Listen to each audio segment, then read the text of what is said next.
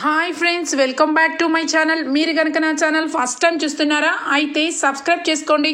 అలాగే పక్కనే ఉన్న బెల్ ఐకాన్ని క్లిక్ చేసేయండి. ఫ్రెండ్స్, నచ్చినట్లయితే ఒక చిన్న లైక్ ఇచ్చి ఎంకరేజ్ చేయండి. ఇక ఎపిసోడ్లోకి అయితే వెళ్ళిపోదాం.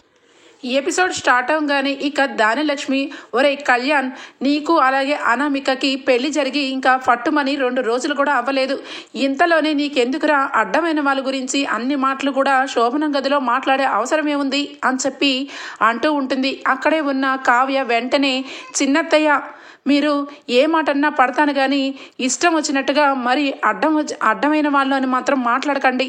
నేను అలాంటి దాన్ని కాదు అనగానే, నువ్వు అలాగే ఇక మీ అక్క ఇద్దరు ఏమన్నా కరెక్టా ఏంటి అనగానే వెంటనే స్వప్న, అత్తయ్య అనగానే, నోరు మూసుకో, నోరు తెరిచి ఒక్క మాట కూడా మాట్లాడొద్దు. ఏంటి పెద్ద విషయాల్లాగా మాట్లాడుతున్నారు? నువ్వు ఇక ప్రేమించి రాహుల్తో పెళ్లి పీటల మీద నుంచి లేచిపోయి వెళ్ళిపోయావు. ఇక మీ చెల్లి ముసుగేసుకొని ఇక పెళ్లి చేసుకుంది. ఇక మీ ఇద్దరి గురించి మీ ఇద్దరే చెప్పాలి ఇక కష్ట నష్టాలు. అయినా కళ్యాణ్ విషయంలో అనామిక ఇద్దరు కూడా ప్రేమించి పెళ్లి చేసుకున్న పెద్దలు నొప్పించి పద్ధతిగా వచ్చింది నా కోడలు అని చెప్పి ఇక వాళ్ళ కోడల గురించి గర్వంగా చెప్పుకుంటూ ఉంటుంటే ఇక వెంటనే అక్కడే ఉన్న ఇక రాజ్కి చాలా కోపం వస్తుంది. అప్పటికే ఇక చాలా సహనంతో ఓర్చుకొని ఉండి ఇక ఒక్కసారిగా ఒరే కళ్యాణ్ అని చెప్పి గట్టిగా అరుస్తాడు. ఇక వెంటనే అందరూ దెబ్బకి బెదిరిపోయి చూస్తూ ఉంటే, ఏంట్రా ఇది? అయినా నువ్వు నీ భార్య ఇద్దరు బెడ్రూమ్లో తెలుసుకోవాల్సిన విషయాలన్నీ ఇలాగ హాల్లో అందరి ముందు మీటింగ్ పెట్టి ఇక కావ్యని ఎందుకు లాగుతున్నారు? అసలు కళావతి ఫ్యామిలీ గురించి ఎందుకు తప్పుగా మాట్లాడుతున్నారు? వాళ్ళిద్దరి మధ్యకి అసలు అప్పు విషయం అలాగే ఇక కావ్య విషయం ఎందుకు తీసుకొని వస్తున్నారు అని చెప్పి గట్టిగా అరుస్తాడు. అదే అన్నయ్య అనగానే, ఏంట్రా అన్నయ్య, ఏంటి చెప్పు. ఇక మీ ఇద్దరి గురించి ఇక కళావతి ఎంతగా కృషి పడిందో అంతా కూడా మట్టిలో కలిపేసి ఇక కావాలని కళావతి మీద నిందలు వేస్తూ ఉంటే చూస్తూ ఊరుకోవడానికి నేనేమన్నా బయటవాడినా? కళావతికి భర్తని, ఈ ఇంటికి కోడలు, ఆ మాత్రం మర్యాద లేకుండా ఇష్టం వచ్చినట్టుగా మాట్లాడుతున్నారు. ఇదిగో అనామిక, నువ్వు ఈ ఇంటికి ఎలా కోడలువో కళావతి నీకంటే ముందే వచ్చిన కోడలు, అది గుర్తుపెట్టుకోండి అని చెప్పి రాజ్ అయితే లెఫ్ట్ అండ్ రైట్ ఇస్తాడు. ఆ మాటలకి దానిలక్ష్మి వెంటనే కూడా, ఏంటి రాజ్, ఏంటి నిన్ను కూడా మార్చేసిందా? ఇక మార్చేస్తుంది, ఎందుకంటే తనే అలాంటిది అనగానే అక్కడే ఉన్న అపర్ణ అయితే కోపంతో చూస్తుంటే, ఏంటక్క చెప్పు, నీ కొడుకుని మార్చేయట్లేదా? అంతా కూడా చేతిలో పెట్టుకొని కీలుబొమ్మని చేసి ఆడిస్తుంది కుటుంబాన్నంతా అనగానే, ఇక నోరు మూస్తావా దానిలక్ష్మి అని చెప్పి ఇందిరాదేవి అంటుంది. ఆ మాటలకి వెంటనే కూడా, నా నోరు మీరు ముయిస్తారు అత్తయ్య, ఎందుకంటే ఉన్నదే మాట్లాడతాను కదా అనగానే, ఏంటి నువ్వు ఉన్నది మాట్లాడేది? అసలు జరిగిందేంటి, జరగబోయేదేంటి? ఇప్పుడు ఈ విషయంలో కావ్య చేసిన తప్పేంటి? వాళ్ళిద్దరూ కావ్య అప్పు గురించి వాళ్ళిద్దరూ మాట్లాడుకొని వాళ్ళిద్దరూ గొడవపడి బయటకు వచ్చింది కాకుండా ఇందులో కావ్య చేసిన తప్పేం కనిపిస్తుంది అనగానే ఇక వెంటనే దానిలక్ష్మి నోరు మూసుకొని ఉంటుంది. ఇక వెంటనే రాజు అయితే, చూడు కళ్యాణ్, నీ భార్యకి ఇక కళావతి పేరన్నా అప్పు పేరన్నా నచ్చట్లేదు కాబట్టి నువ్వే ఏదో సరిదిద్దుకుంటూ మీ ఇద్దరే మాట్లాడుకోవాలి, కానీ హాల్లోకి తీసుకొచ్చి అందరి ముందు ఇట్లా మీటింగులు పెట్టి పద్దాక కళావతి తప్పు అని పడితే మాత్రం నేను అస్సలు ఊరుకోను అని చెప్పి చాలా గట్టిగా వార్నింగ్ ఇస్తాడు.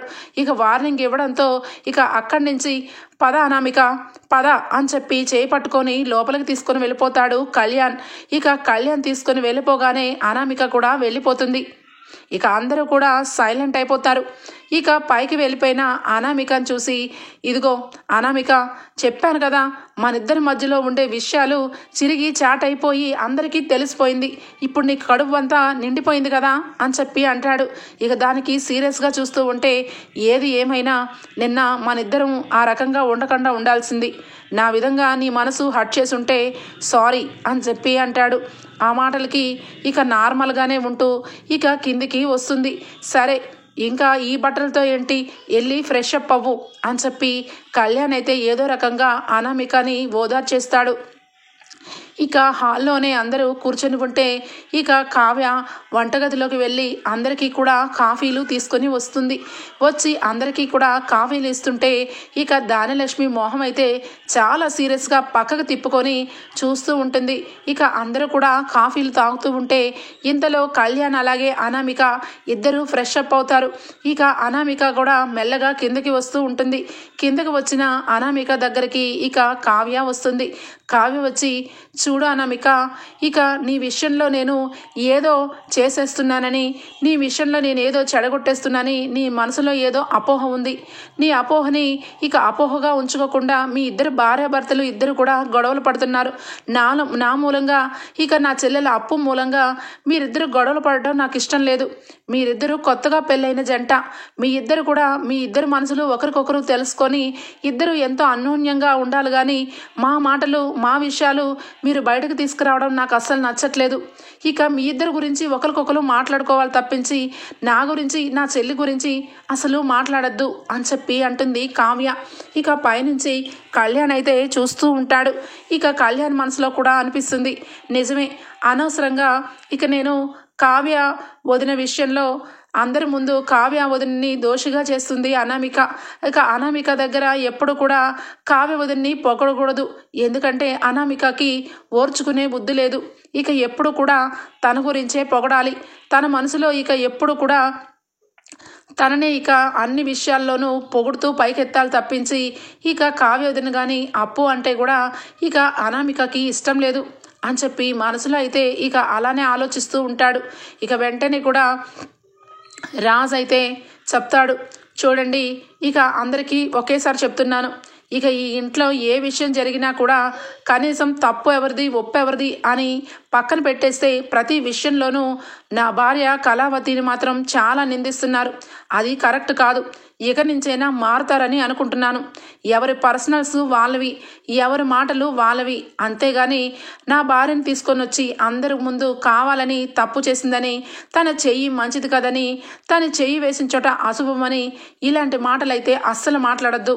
నేను అసలు ఊరుకోను అని చెప్పి పదకళావతి అని చెప్పి చెయ్యి పట్టుకొని అందరి ముందే ఇక కావ్యని తీసుకొని రూమ్లోకి వెళ్ళిపోతాడు. ఇక వెంటనే కూడా అక్కడే ఉన్న సుభాషు ఇందిరాదేవి ఇద్దరు కూడా చాలా మనసులో సంతోషపడతారు.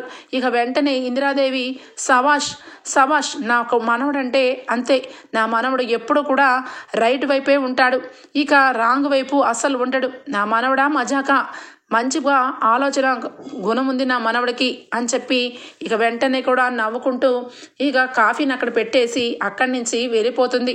ఇక సుభాష్ అయితే వెంటనే అపర్ణాదేవిని చూస్తూ, నా కొడుకు ఎప్పుడు కూడా ఇక కరెక్ట్గానే ఆలోచిస్తాడని మరొకసారి రుజువైంది. నా కోడల మీద అనవసరమైన నిందలేస్తే మేమందరం కూడా నోరెత్తి అవసరం లేదు. నా కొడుకే ఇక్కడి నుంచి చూసుకుంటాడు అని చెప్పి కోపంతో ఇక అక్కడి నుంచి వెళ్ళిపోతాడు సుభాష్ కూడా. ఇక అందరూ కూడా ఎవరి రూమ్లోకి వాళ్ళు వెళ్ళిపోతారు. కానీ అనామిక మాత్రం ఇక వెంటనే కూడా తన మనసులో ఉన్న కుట్రని బయట పెట్టుకుంటూ ఉంటుంది.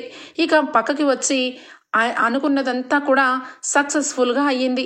ఇంకా నా ఒంటి మీద కూడా చేయి వేయడానికి రాడు కళ్యాణ్. ఖచ్చితంగా ఇక ఆ ఫస్ట్ నైట్ ఎప్పటికీ కూడా గుర్తుంటుంది. ఇక ఈ కావ్య భజన అలాగే ఆ అప్పు భజన ఎప్పటికీ కూడా చేయలేడు. చేశాడంటే అందరి ముందు పరువును తీసుకుని బయట పెడతానని అర్థమైంది. ఇక ఈ కావ్య గురించి కూడా ఇక అందరికీ కూడా అర్థమైంది. ఖచ్చితంగా నా విషయంలో ఇలాంటి విషయాల్లో జోలి పెడితే నేను ఎంతటికైనా వస్తాను అన్న సంగతి కళ్యాణ్కి అర్థమైంది. కాబట్టి నా దగ్గర ఆచితూచి అప్పు విషయం మాట్లాడతాడు అని చెప్పి ఇక మనసులో మాట్లాడుకుంటూ ఉంటుంది. ఇక అప్పటికే రుద్రాణి అయితే, ఏంటి ఇక ఎలాగో రాజు విషయంలో ఫస్ట్ నైట్ జరగలేదు, ఇక నా కొడుకు విషయంలో ఇక ఏం జరిగిందో ఎవరికి ఇప్పటి వరకు ఏమీ తెలియదు. ఇక ముచ్చటిగా మూడో మనవడైన ఇక కళ్యాణ్ అనామిక ఫస్ట్ నైట్ కూడా గంగపాలయ్యింది. ఏంటో ఈ ఇంటికి ఫస్ట్ నైట్లు అసలు కలిసి రావట్లేదు అనుకుంటా అని చెప్పి ఇక తనలో తనే ఏదైతేనే నాకైతే ఫుల్ హ్యాపీ. ఎందుకంటే నా కొడుకుని పేదింటి దానికి కట్టబెట్టి నా కొడుకుని నన్ను ఇక ఒక ఆట ఆడిస్తుంది ఆ స్వప్న, అలాంటి దాన్ని తీసుకొచ్చి నా నెత్తి మీద రుద్దారు. వీళ్ళకి కావాల్సిందే ఇలాంటి వాళ్ళు ఇక ఇంట్లో ఉంటేనే నాకు కూడా మజాగా ఉంటుంది అని చెప్పి ఇక అనుకుంటుంది రుద్రాణి. ఇక రాజ్ అయితే కూర్చొని ఉంటే ఇక అక్కడికి కావ్య వస్తుంది. కావ్య వచ్చి రాజ్ పక్కనే కూర్చొని చేతిలోని చెయ్యి పెట్టి ఇక షోల్డర్ మీద తల వాల్చుకొని ఇక మీరు నా వైపు మీరు ఒక్కరు ఉంటే చాలండి, ఇక నాకు అదే శ్రీరామ రక్ష. ఇక ఇంట్లో అందరూ కూడా నన్ను నిందించిన మీరొక్కరు కూడా నిలబడితే చాలు, అదే నేను ఇక కొండంత అండగా భావిస్తానండి అని ఇక చాలా ఎమోషనల్ అయిపోతుంది. నా భర్త నన్ను జీవితాంతం ఇలాగే సపోర్ట్ చేసుకుంటూ ఉంటే నాకు అంతకు మించి ఏమీ నేను కోరుకోనండి. ఆ దేవుణ్ణి కృష్ణుడు గోవర్ధన పర్వతాన్ని ఎత్తినట్టు నన్ను అందరి ముందు నా మంచితనం గురించి నా గురించి సపోర్ట్ చేశారు మీరు అని చెప్పి ఇక వెంటనే కూడా షోల్డర్ మీద తలవాల్చి కన్నీళ్ళలో కళ్ళమట ఆనంద బాష్పాలు వస్తూ ఉంటాయి. వెంటనే కూడా రాజ్ అయితే ఏయ్ కళావతి ఎందుకు ఏడుస్తున్నావు అని చెప్పి అనగానే చిచి ఏడవట్లేదండి, ఆనంద బాష్పాలు. ఎందుకంటే ఇప్పటి వరకు నా విషయంలో ఇక ఎన్ని గొడవలు జరిగినా అందరూ కూడా అపార్థాలు చేసుకుంటూనే వచ్చారు కానీ మీరు మాత్రం నిజాయితీగా ఉన్నది ఉన్నట్టు ముక్కుసూటిగా ఎవరినైనా అడిగి నా నిజాయితీని బయట పెడుతూనే వస్తున్నారు, అందుకే ఆనంద బాష్పాలండి అని చెప్పి అంటుంది. ఇక వెంటనే రాజ్ అయితే చూడు కళావతి, ఈ ఇంట్లో నువ్వు కోడలివి, అందరికీ ఏమేం కావాలో అందరికీ కూడా ఇస్తూ ఉంటావు, నీ పని నువ్వు చేసుకుంటూ పోతావు, కానీ అంతవరకే ఉండడం కాదు, అంతకు మించి ఇక అవతల మనిషి నీ మీద నింద వేసినప్పుడు ఆ నింద నేను కాదు అని చెప్పి ప్రూవ్ చేసుకునే అవసరం కూడా నీకుంది. ఇక పద్దాక అనామిక నీకు అలాగే అప్పు విషయంలో నువ్వు కళ్యాణ్కిచ్చి పెళ్లి చేయాలని అనుకుంటున్నావని అందరి ముందు నింద వేస్తున్నా ఎందుకు నువ్వు ఇక నా నోరు మూపిస్తున్నావు? నిజం చెప్పాలి కదా, ఇక నువ్వు ఆ మొక్కని మార్చి ఇంట్లో పెళ్లి జరగడానికి కారణం నువ్వని అందరికీ తెలియాలి కదా, అప్పుడే కదా నీ విలువ తెలుస్తుంది దాని లక్ష్మి పిన్నికి అనగానే అయ్యయ్యో ఎప్పుడు కూడా ఈ విషయం చెప్పొద్దండి, ఎందుకంటే మాంగళ్య దోషం ఉందని ఇప్పటికే అనామిక విషయంలో అందరూ కూడా ఇక భయపడుతూ ఉన్నారు. పెద్దవాళ్ళకి గండం అని తెలిసినాక దానలక్ష్మి అత్తయ్య అసలు పెళ్ళే వద్దని చెప్పారు. అలాంటిది ఇక తనని అదృష్ట దేవతగా భావించి ఇంట్లో పెళ్లి చేసుకొని నట్టింట్లో ఇక కోడల్ని అంత ఇదిగా ప్రేమగా చూస్తున్నప్పుడు ఈ విషయం తీసుకొచ్చి చెప్తే ఇక దానలక్ష్మి పిన్ని గుండె తట్టుకోగలదా చెప్పండి? ఇక చీమ చిటుకుమంటే చాలు అనామిక మూలంగానే అవుతుందని ఇక వెంటనే రుద్రాణి గారు ఇటు దానలక్ష్మి అత్తయ్య ఇద్దరు కూడా ఇక అనామికని నష్టజాతరాలుగా అనుకుంటారు. అప్పుడు కళ్యాణ్ జీవితంలో ఇక మనం ప్రేమని చూడలేము, అనవసరమైన ఇక అగ్నిగుండాలే కనిపిస్తాయి, దయచేసి ఎప్పుడు కూడా ఈ విషయాన్ని అసలు చెప్పకండి అని చెప్పి అంటుంది. చూడు కళావతి, అన్ని రోజులు ఇలా మంచిగా ఆలోచించుకుంటూ కూర్చుంటే అందరూ కలిసి ముంచేస్తారు, అప్పుడు నిన్ను ఎవరు పైకి లేపుతారు చెప్పు అనగానే ఉన్నారు కదండి మీరు, నిలువెత్తు బంగారంతో చేసిన దేవుడు మీరు నాకు ఉన్నంత వరకు నన్ను ఎవరు కూడా ఎందులోనూ ముంచలేరండి అని చెప్పి అంటూ ఉంటుంది. ఇక వెంటనే కూడా ఇక కనకం అయితే ఫోన్ చేస్తుంది కావ్యకి. కావ్య ఏంటి అమ్మ ఈ టైంలో ఫోన్ చేస్తుంది అని చెప్పి వెంటనే కూడా లిఫ్ట్ చేయగానే ఇక కావ్య ఏం చేస్తున్నావమ్మా అని చెప్పి కనకం అంటుంది. ఆ మాటలకి నేను అమ్మ ఏం చేస్తాను చెప్పమ్మా, బాగానే ఉన్నాను. అవును ఇంతకీ అసలు కనీసం హాస్పిటల్ నుండి వచ్చినాక అప్పు ఎలా ఉందో కనీసం కనుక్కోలేదు, అప్పు ఎలా ఉందమ్మా? తనకంతా బాగానే ఉందిగా, భోజనం అది చేస్తుంది కదా అనగానే బాగానే ఉందమ్మా, కానీ అది ఎందుకో చాలా దిగులుగా ఉంటుంది. ఈ మధ్య ఇక యాక్సిడెంట్ అయినప్పటి నుంచి పూర్తిగా ఇక అప్పు అయితే చాలా డల్ అయిపోయింది. అది ఎప్పుడు కూడా రుసరుసలాడుకుంటూ ఇంట్లో అటు ఇటు తిరుగుతూ ఉంటేనే నాకు మనశ్శాంతి. అది ఒక మూల ఆ రకంగా కూర్చొని ఒక పేషెంట్ లాగా బాధపడుతూ ఉంటే నా గుండె తట్టుకోలేకపోతుంది అనగానే ఇక వెంటనే అమ్మ నువ్వేమీ బాధపడద్దు, అప్పు 2-3 రోజుల్లో నార్మల్ అయిపోతుంది అని చెప్పి అంటూ ఉంటుంది. ఎందుకోని దానికి ఇక లోన్లీగా ఒక్కదే ఉన్న ఫీలింగ్ అయితే మనసుకు వస్తుంది. దాంతో ఎవరూ మాట్లాడలేకపోతున్నాం, దాని గురించి ఆలోచిస్తుంటేనే చాలా భయం వేస్తుంది అనగానే ఇక వెంటనే కళ్యాణ్ అయితే అన్నీ కూడా వింటాడు. విన్నాక అమ్మ నేను నీతో తర్వాత మాట్లాడతాను అని చెప్పి ఫోన్ పెట్టేస్తుంది కావ్య మాటలు అలాగే కనకం మాటలు వింటాడు రాజ్. ఇక వెంటనే కళావతి నువ్వు ఇక మీ పుట్టింటికి వెళ్ళొచ్చు కదా అని అంటాడు. ఆ మాటలకి అదేంటండి అలా అంటున్నారు అనగానే అవును, నేను అన్నది నిజమే. నువ్వు ఇక ఒక 2-3 రోజులు మీ పుట్టింటికి వెళ్ళు. ఎందుకంటే అప్పుకి యాక్సిడెంట్ అయిన తర్వాత నుంచి ఇక్కడే ఈ పెళ్లి విషయంలో అన్ని పనులు నీ నెత్తి మీద వేసుకొని చేస్తూనే ఉన్నావు.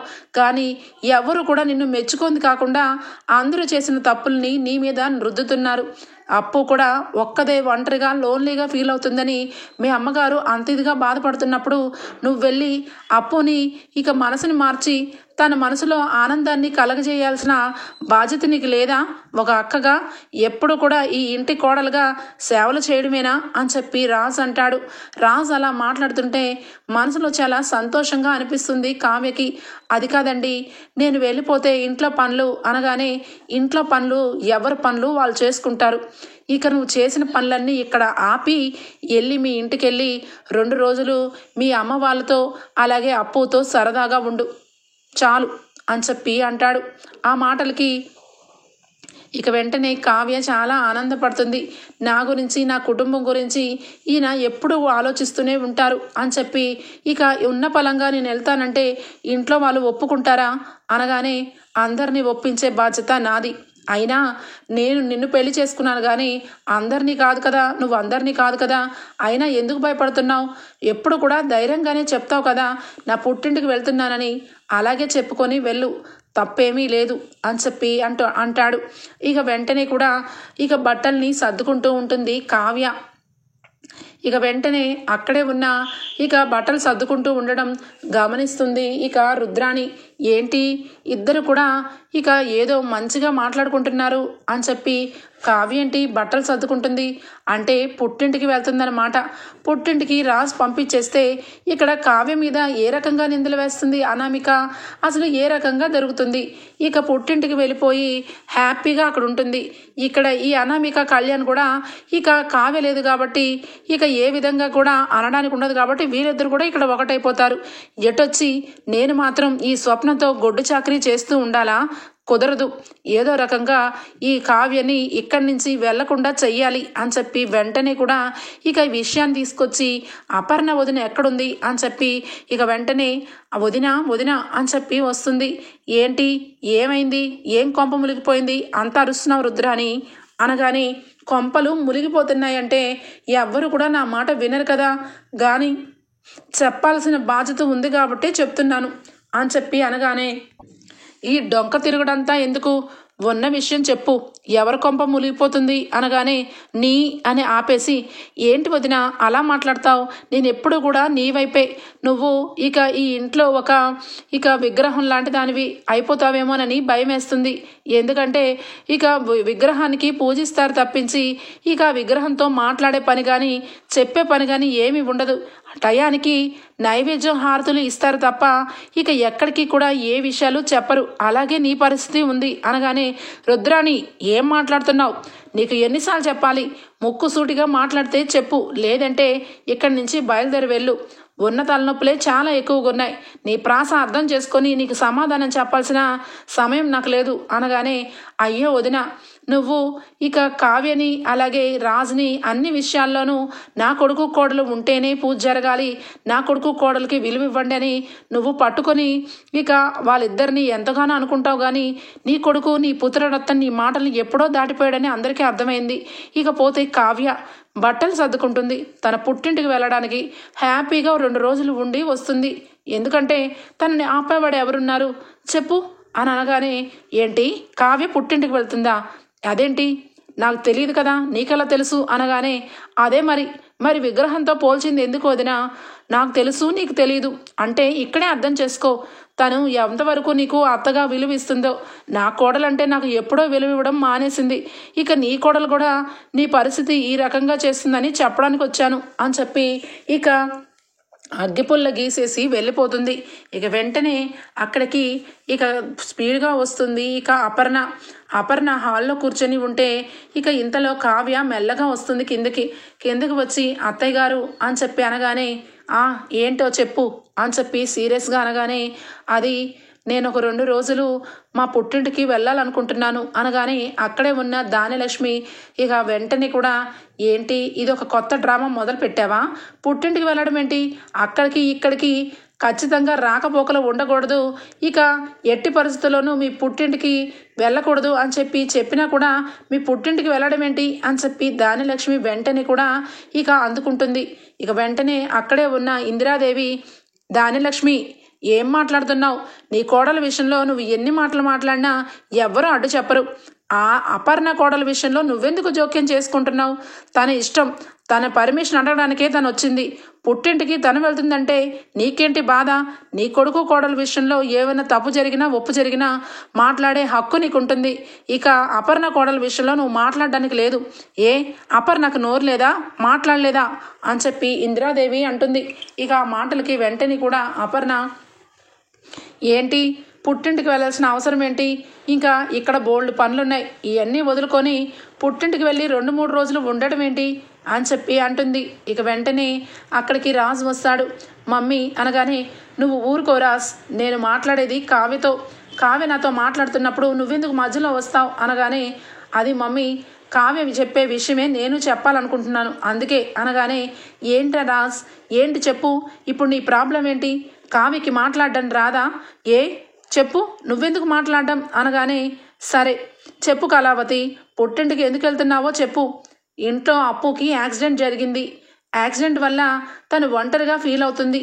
తను ఒక రకంగా ఇక లోన్లీగా ఉండడం వల్ల, తను ఎప్పుడు ఒంటరిగా ఉండడం వల్ల ఒక రకంగా అయిపోయిందని ఇందాకే ఇక వాళ్ళ అమ్మగారు ఫోన్ చేసి చాలా బాధపడుతున్నారు.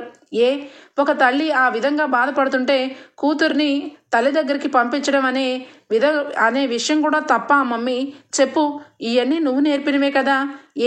తల్లికి ఆ మాత్రం ఆ హక్కు లేదా కూతుర్ని పిలిచేది అని అంటాడు రాజ్. ఆ మాటలకి ఇక వెంటనే అపర్ణ సీరియస్గా చూస్తూ ఉంటుంది. అది కూడా ఇక నేను ఇంకొక విషయం కూడా చెప్పాలనుకుంటున్నాను పిన్ని. నువ్వు ఇక ప్రతి విషయంలోనూ కళావతిని నిందిస్తూనే ఉన్నావు. ఇక కళ్యాణ్ అనామిక విషయంలో ఇక కళావతి చేయి వేస్తే ఆ విషయం అశుభం జరుగుతుంది, నాశనం అయిపోతుందని ఇందాకే మాట్లాడావు. అందుకే నీ కొడుకు కోడలు ఇద్దరూ సంతోషంగా ఉండాలని నా భార్యని పుట్టింటికి 4 రోజులు పంపిస్తున్నాను.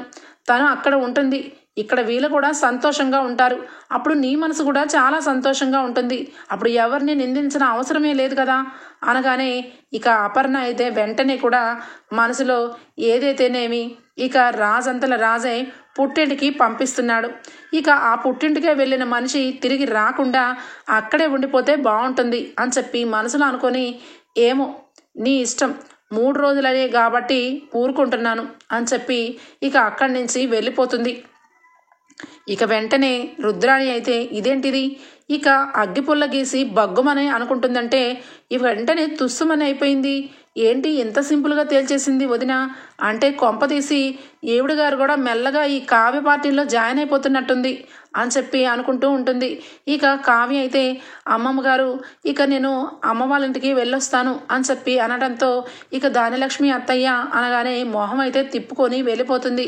ఇక అక్కడే ఉన్న రాజ్ అయితే, పద కళావతి, నిన్ను దించేసి నేను కూడా ఆఫీస్కి వెళ్తాను అని చెప్పి ఇక అక్కడి నుంచి కావ్య అలాగే రాజులు ఇద్దరు కూడా కారులో బయలుదేరి వెళ్ళిపోతారు. ఇక అక్కడే ఉన్న అనామిక ఇక వెంటనే కావ్య వెళ్ళిపోయింది, ఇక హ్యాపీగా నేను నా భర్త సంతోషంగా ఉంటాం అని చెప్పి ఇక మొహం అంతా సంతోషంతో ఇక కళ్యాణ్ దగ్గరికి వస్తుంది. కళ్యాణ్ అయితే అప్పటికి చాలా ఫీల్ అవుతాడు. ఇక కావ్య వదిన విషయంలో కావ్య వదిన్ని చాలా నిందించారు. ఇప్పుడు కూడా ఇందాక కూడా అమ్మకి వెళ్ళి వస్తానని చెప్తున్నా కూడా మొహం పక్కకు తిప్పుకొని మరీ వెళ్ళిపోతుంది ఇక అమ్మ. ఇక ఒక పక్క రాజన్నయ్య ఇక తన భార్యని అంత ఇదిగా అగౌరవం పరుస్తున్నా కూడా రాజన్నయ్య కనీసం నోరు ఎత్తి ఒక్క మాట కూడా అమ్మని అనలేదు. అంటే ఇక రాజన్నయ్యకి ఇంట్లో అమ్మ మీద నా మీద ఎంత గౌరవం ఉంది. అలాంటిది ఈ అనామికకి ఏమీ అర్థం కాకుండా ఇక పూర్తిగా కావ్య వదిన గురించి ఘోరంగా అపార్థం చేసుకుంటుంది అని చెప్పి మనసులో ఫీల్ అవుతూ ఉంటాడు. ఏంటి కవి గారు ఏం ఆలోచిస్తున్నారు అని చెప్పి ఇక వచ్చి ఇక సరదాగా మాట్లాడుతూ ఉంటే, అదేం లేదు అనామిక, కొంచెం నాకు నైట్ అంతా నిద్ర పట్టలేదు, దానివల్ల కొంచెం అంతా మైండ్ అంతా అప్సెట్గా ఉంది. కొంచెం సేపు నేను రిలాక్స్ అవుతాను అని చెప్పి ఇక అలానే కళ్ళు మూసుకుంటాడు. ఇక వెంటనే కూడా అక్కడే ఉన్న అనామిక, అవునవును, నువ్వు ఎందుకు రిలాక్స్ అవుతానంటున్నావో నాకు బాగా తెలుసు. మీ వదిన ఇక పుట్టింటికి వెళ్ళిపోయింది. ఇక ఖచ్చితంగా మీ వదిన ఇక నిన్ను వదిలి వెళ్ళిపోయేసరికి విరహ బాధ తట్టుకోలేక ఈ రకంగా బాధపడుతున్నావు. అయినా వదిన అని ప్రేమ ఉన్నవాడివి మరి నన్నెందుకు చేసుకున్నావు అనగానే కళ్యాణ్కి చాలా కోపం వస్తుంది. ఇక వెంటనే కళ్ళు తెరిచి చంప చెల్లుమని కొడతాడు. ఏం మాట్లాడుతున్నావు? అసలు ఎవరి గురించి మాట్లాడుతున్నావు? నేనేంటి ఇక విరహ వేదంతో పడుకోవడం ఏంటి? నోటికి వచ్చినంత మాట మాట్లాడతావా? అసలు నువ్వు మనిషివేనా అని చెప్పి అనగానే ఇక ఒక్కసారిగా కుటుంబ సభ్యులందరూ కూడా ఆ అరుపులకి బయటకు వస్తారు. ఇక అందరూ కూడా ఇక కళ్యాణ్ రూమ్లోకి వచ్చేసరికి ఇక చెంప మీద చేయి పట్టుకొని ఏడుస్తూ ఉంటుంది అనామిక. వెంటనే అపర్ణ, ఏంటి కళ్యాణ్, రోజు రోజుకి అసలు నువ్వు మనిషిలాగే బిహేవ్ చేయట్లేదు. కొత్తగా పెళ్ళైన అమ్మాయి మీద చేయి చేసుకోవడం ఎంతవరకు కరెక్టు చెప్పు. నువ్వు ఎంతో మంచివాడివని అందరం కూడా ఇంట్లో అనుకుంటున్నాం, కానీ ఇలా భార్య మీద చేయి చేసుకుంటావని అస్సలు అనుకోలేదు అని చెప్పి ఇక కన్నతల్లి అయిన దానిలక్ష్మి కళ్యాణ్ని అంటూ ఉంటే వెంటనే కూడా ఇక కళ్యాణ్ అయితే, అమ్మ నోరు తెరిచి నువ్వు కూడా ఒక్క మాట కూడా మాట్లాడద్దు. నా మనసు అస్సలు బాగాలేదు. ఇక్కడి నుంచి నువ్వు మర్యాదగా పో, బయటకెళ్ళు అని చెప్పి అనామికని కళ్యాణ్ అంటాడు. ఆ మాటలకి అందరూ కూడా ఆశ్చర్యపోతారు. వెంటనే కూడా అవునవును, ఉన్నదంటే ఎవరికైనా కోపమే. ఆ కావ్య అంటే మీకు ఇష్టం లేదా? ఎప్పుడు చూసినా కావ్య భజన చెయ్యట్లేదా? తను వెళ్ళిపోయిన వెంటనే విరహ వేదంతో మీరు పడుకున్నారు అన్నాను, తప్పేముంది? అది నిజం కదా? ఎప్పుడు భార్యను పక్కన పెట్టేసి ఇక వదిన అనుకుంటూ వదిన చుట్టూ తిరిగితే ఏ భార్యను ఇలానే అంటుంది అనగానే ఇక చాచి చంప మీద రెండో చెంప పగలకొడుతుంది ఇక అక్కడే ఉన్న అపర్ణ. ఏం మాట్లాడుతున్నావు నువ్వు? పళ్ళు రాలిపోతాయి, జాగ్రత్త. ఎక్కడ మాట్లాడుతున్నావు? ఏ విషయం మాట్లాడుతున్నావు? కావ్య గురించి తప్పుడుగా ఇంకొక మాట మాట్లాడినా పళ్ళు రాలిపోతాయి, జాగ్రత్త. నా కోడల గురించి ఎంత తేలిగ్గా మాట్లాడడానికి నీకు ఎంత ధైర్యం? కావ్యం మీద ఒక్క విషయం గురించి ఎన్ని మాటలు మాట్లాడినా నేను ఏమీ అనలేదు. ఎందుకంటే తను ఇంట్లో కోడలుగా ఉండడం నాకు ఇష్టం లేదు కాబట్టి నేను కూడా మీ అందరికీ సపోర్టివ్గానే ఉన్నాను. కానీ ఇక నా కోడల మీద నీ ఇష్టం వచ్చిన మాటలు మాట్లాడితే ఇక్కడ ఊరుకోవడానికి నేను సిద్ధంగా లేను. అయినా నా కోడల విషయానికి గురించి కానీ నా కోడలు ఆ అక్క చెల్లెల విషయంలో కానీ తలదూర్చొద్దని నా కొడుకు నిన్నే చెప్పాడు. అయినా కూడా పక్కన పెట్టేసి నా కొడుకు మాటని పక్కన పడేసి ఎంత ఇదిగా రెండో రోజే మళ్ళా మొదలు పెట్టావంటే అసలు నువ్వు అమ్మాయివే కాదు, నువ్వు ఒక మనిషి రూపంలో ఉన్న రాక్షసివి. అందుకే కళ్యాణ్ కూడా నిన్ను చేయి చేసుకున్నాడు అని చెప్పి అపర్ణ అనామికని ఇక లెఫ్ట్ అండ్ రైట్ బాగా కోటింగ్ ఇస్తుంది. ఇక వెంటనే అక్కడే ఉన్న ఇందిరాదేవి, సభాష్ అపర్ణ, ఈరోజు నిజంగా నా కోడలు అనిపించుకున్నావు.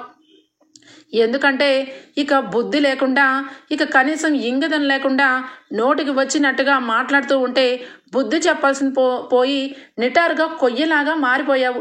ఈరోజు కావ్య గురించి నోరు జారింది, రేపు తల్లి గురించి కూడా నోరు జారుతుంది. అప్పుడు బాగుంటుంది ఈ దాని లక్ష్మికి. కోడల్ని నెత్తిన పెట్టుకోవడం కాదు అపర్ణ, కోడలికి బుద్ధులు చెప్పాలి. తను ఏం మాట్లాడినా ఒకళ్ళతో పుచ్చుకోవడం కాదు, తన విషయంలో తప్పేంటి రైట్ ఏంటని మొహం మీద సూటిగా చెప్పాలి. అప్పుడే కోడలు ఒక పద్ధతిలో ఉంటుంది, అత్తకి ఒక అధికారం ఉంటుంది అని చెప్పి ఇందిరాదేవి అంటుంది. ఇక ఆ మాటలకి ఇక దానలక్ష్మి నోట్లోంచి ఒక్క మాట కూడా బయటకు రాదు, సైలెంట్ అయిపోతుంది. ఇక వెంటనే అక్కడికి ప్రకాశం అంటాడు, నేను ఏ విషయాన్నైనా చిటికలో మర్చిపోతూ ఉంటాను కాబట్టి నాకు మతిమరుపు ఎక్కువ, కానీ ఈ విషయం జీవితాంతం నాకు గుర్తుంటుంది. ఎందుకంటే అనామిక మాట్లాడిన మాటలు ఇక చిన్న విషయాలు కాదు, ఎంతటికైనా మాట్లాడుతుంది ఈ అమ్మాయి. పెళ్ళైన రెండో రోజు నుంచే ఇంట్లో గొడవలు మొదలు. ఎప్పుడు కూడా సంతోషంగా ఇంట్లో అన్ని పనులు చేసుకుంటూ అందరికీ సేవలు చేస్తూ నోరు తెరిచి ఒక్క కూడా మాట కూడా మాట్లాడదు ఆ కావ్య. కనీసం కావ్య ఈరోజు ఇంట్లో నుంచి పుట్టింటికి వెళ్ళింది అంటే నువ్వు నా కొడుకు సంతోషంగా ఉండాలని. అలాంటి కావ్య గురించి ఇంత నిజంగా నువ్వు మాట్లాడుతున్నావు అంటే నాకు చాలా ఆశ్చర్యంగా అనిపిస్తుంది అని చెప్పి ప్రకాశం అంటాడు. ఇక వెంటనే అపర్ణ, చూడు దానిలక్ష్మి, నీ కోడలు నోరు జాగ్రత్తగా అదుపులో ఉంటేనే బాగుంటుంది, లేదంటే కథ వేరేగా ఉంటుంది. నా సంగతి తెలుసు కదా, నేను ఎప్పుడు కూడా ఎవరి విషయంలోనూ తప్పు జరిగినా గట్టిగా అడుగుతాను. ఇక నీ కోడల్ని చెంప చెల్లుమనిపించానంటే నీ కోడలు నోటుకొచ్చినట్టు మాట్లాడడం వల్లే. ఇక అంతకు మించి ఒక్క మాట మాట్లాడినా ఇంట్లో నుంచి బయటకు వెళ్ళాల్సి వస్తుంది అని చెప్పి అనగానే ఇక వెంటనే అందరూ కూడా సైలెంట్ అయిపోతారు. ఇక అనామిక అయితే అమ్మ బాబోయ్, అనవసరంగా నేను ఇక ఎక్కువ మాట్లాడితే నిజంగానే ఇంట్లోంచి పంపించేస్తారు, అప్పుడు ఏం చెయ్యాలి అని చెప్పి వెంటనే కూడా ఇక అపర్ణదేవి కాలు పట్టుకొని బాధపడి, సారీ అత్తయ్య, నేను నోరు జారాను, నాకు తెలియకుండానే నేను అలా మాట్లాడేశాను, నేను ఎప్పుడు కూడా ఇలా మాట్లాడను, ఇక కావ్యకు కూడా ఫోన్ చేసి సారీ చెప్తాను అని చెప్పి ఇక సైలెంట్ అయిపోతుంది. ఓకే ఫ్రెండ్స్, ఎపిసోడ్ అయితే ఇంతటితో ఎండ్ అయిపోతుంది. రేపటి ఎపిసోడ్లో కలుద్దాం. అంతవరకు bye, take care, thank you for watching.